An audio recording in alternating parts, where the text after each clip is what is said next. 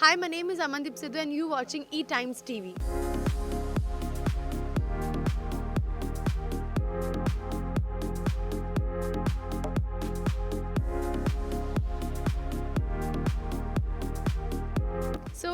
माही एक नॉर्मल लड़की से थोड़ा सा अलग है। वो ज़्यादा अपनी ज़िंदगी को अलग तरीके से जीना चाहती है। जहाँ लड़कियाँ मज़े करना चाहती हैं, कुछ ना कुछ मस्ती करना चाहती है, वहाँ माही अपनी ज़िंदगी को संवारना चाहती है, कुछ लाइफ में करना चाहती है ताकि उसके सपने पूरे हों और अपनी फैमिली को कुछ करके दिखाए। किसी से कंपटीशन नहीं है उसका, बट उसने खुद से कंपटीशन किया हुआ है कि मुझे लाइफ में कुछ करना है।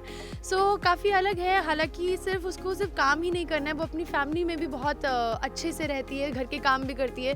माही से एक चीज़ सीखने को मिलती है, हालांकि अमनदीप को भी मिलती है, कि पर्सनल लाइफ और प्रोफेशनल लाइफ बहुत अच्छे से मेंटेन कैसे करना है। I audition for this role in I think so July, I think सो।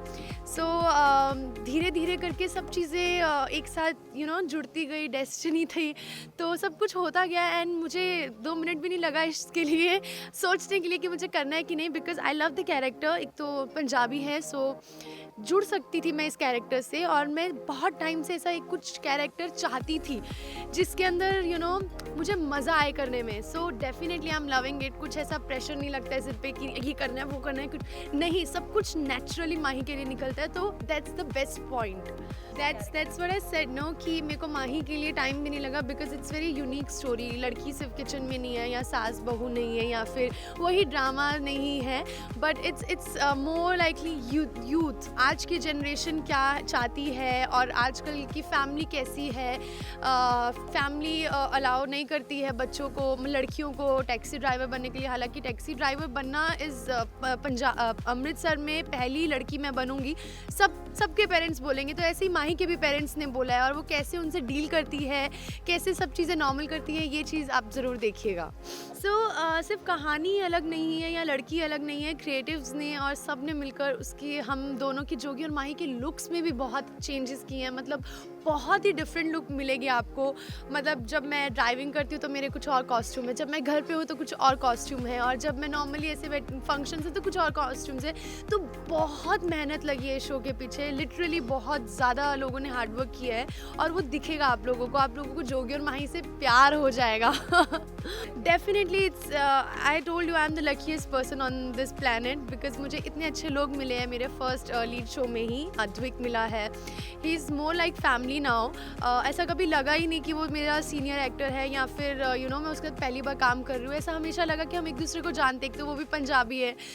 हम दोनों बहुत अच्छे से कनेक्ट हो पाया। ऊपर से टीम अच्छी, डायरेक्टर अच्छे हैं, प्रोड्यूसर अच्छा है, तो luckiest, grateful how mommies are like। माएँ कैसी होती हैं, मतलब छोटी से छोटी की खुशी में भी वो खुश हो जाती हैं।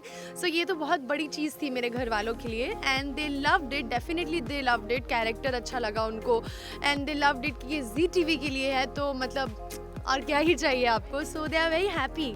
क्या मतलब बचपन से ही नौटंकी, मेरी मम्मी मुझे कहती है कि तू बचपन से ही थी, बट मुझे रास्ता नहीं पता था कैसे आना है कैसे नहीं। तो वो धीरे धीरे अपने आप चीज़ें अपने आप ही बनती गई। मैंने स्ट्रगल, मतलब मैं कह रही हूँ कि मैंने बहुत लकी मानती हूँ अपने आप को, अपने आप सब होता गया और मैं यहाँ तक पहुँच गई।